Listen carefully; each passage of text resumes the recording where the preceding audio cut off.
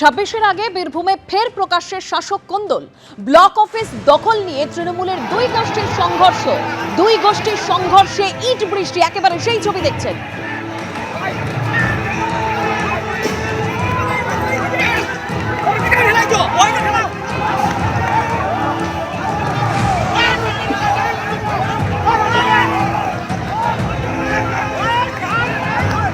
কাজল ঘনিষ্ঠ ব্লক সভাপতির সঙ্গে অনুব্রত ঘনিষ্ঠ কার্যকরী ব্লক সভাপতির অনুগামীদের এই বিবাদ।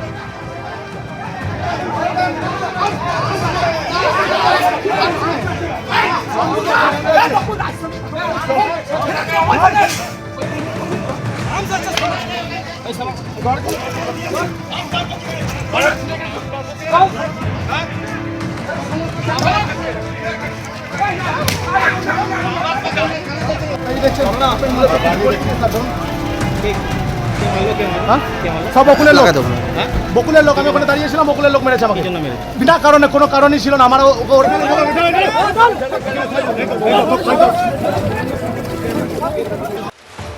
বীরভূমের সাঁইথিয়ায় বারুদের গর্জন।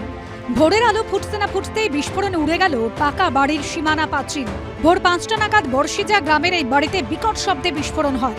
তার এতটাই তীব্রতা ছিল যে কংক্রিটে তৈরি সীমানা পাঁচিলের একাংশ উড়ে যায়।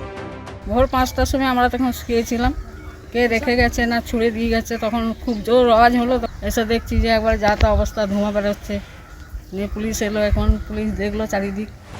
চাঞ্চল্যকর বিষয় হলো বিস্ফোরণের পর ক্ষতিগ্রস্ত পাঁচিলটি পুরোটাই ভেঙে ফেলা হয়েছে। এই হলো বিস্ফোরণের পরের মুহূর্তের ছবি, যেখানে দেখা যাচ্ছে বিস্ফোরণের তীব্রতায় কংক্রিটের সীমানা পাঁচিলের মাঝের অংশ পুরো উড়ে গিয়েছে।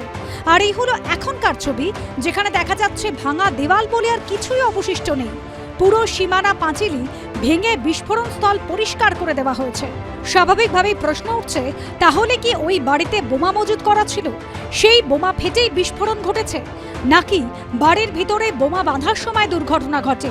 বিস্ফোরণের বিষয়টি ধামাচাপা দিতেই কি ক্ষতিগ্রস্ত দেওয়াল তড়িঘড়ি পুরো ভেঙে ফেলা হয়েছে? ঘটনার পর থেকেই বাড়ির মালিক শেখ ফিরোজ সহ বাকি সদস্যরা পলাতক। কি করি কি হলো আমরা নিজে জানি, এসে হয়তো অ্যাটাক করেছে, আমরা ঠিক জানি না। একটা অভিযোগ আসছে যে আপনাদের এখানে নাকি বোমা বাঁধা হচ্ছিল, সে সময় নাকি ফেটে গেছে। বোমা বাঁধা হলে তো ওইভাবে কেউ তো জখম হতো, কিছু হতো, ক্ষয়ক্ষতি হতো, শেষ তো কিছু হয় না। পুলিশ সুপার জানিয়েছেন, বাড়িতে মজুত করা বোমা থেকেই বিস্ফোরণ হয়েছে।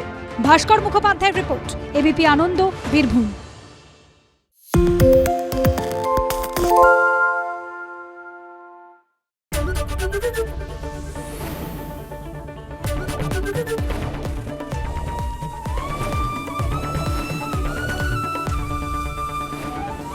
এবিপি আনন্দ, এগিয়ে থাকে, এগিয়ে রাখে।